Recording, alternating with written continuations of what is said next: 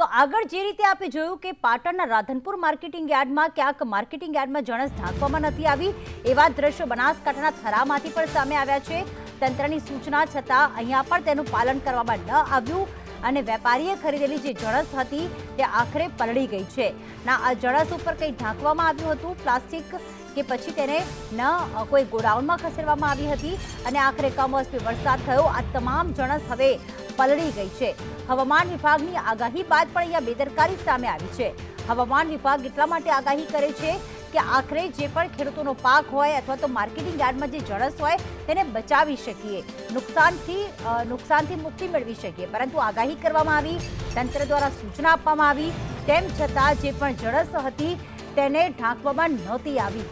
ધવલ જોડાઈ ગયા છે। ધવલ, અહીંયા પણ તંત્રનું સૂચનાની અમલવારી ન થઈ શકી અને થરામાં તમામ જણસ પલળી ગઈ છે, શું વધુ વિગતો?